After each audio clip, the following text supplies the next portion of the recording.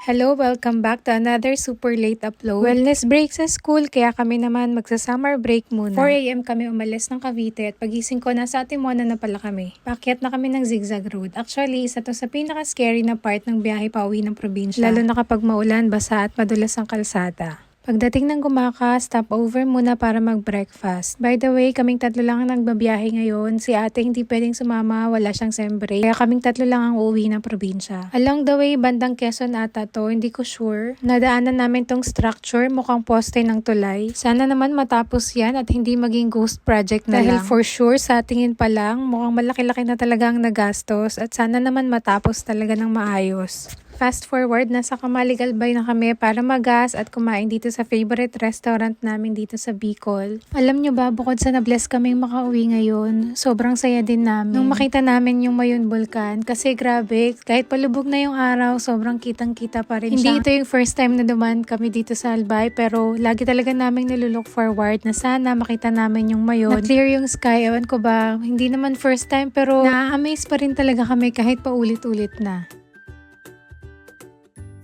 Fast forward, around 6 PM, nasa Matnog Port Sorsogon na kami. Pero ayan, almost 10 PM na, ngayon pa lang kami makakasakay ng barko. Hindi ko na rin maintindihan kung anong merong sistema dito. Pero ganun at ganun palagi ang scenario. Dahil sa tuwing sasakay kami ng barko dito, lagi talagang may delay. So ayun, nakaalis na ang barko. From Matnog naman to Allen, around 1.5 hours siguro, pero depende pa rin yun sa barko.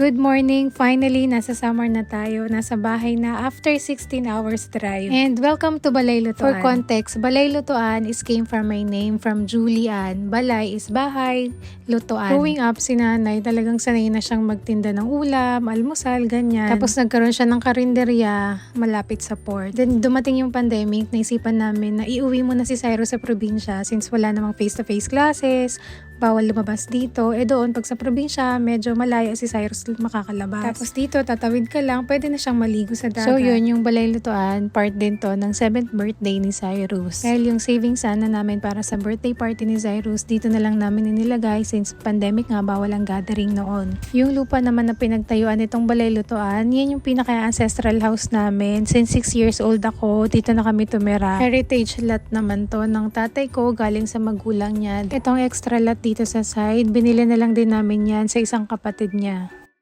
Sa ngayon, nandito rin pala yung lola ko. Mas maganda talaga kasi dito sa probinsya. Umuulan-ulan ngayon pero kailangan ko talagang palinisan yung sasakyan dahil grabe, sobrang dumi niya. Dito ako sa bayan nagpapacar wash. Siguro 15 minutes drive ko lang to galing sa bahay. Dito to banda sa may Ambay Gasoline Station sa Green Height. O siya, hanggang dito na lang muna. Abangan ng kasunod. Bye!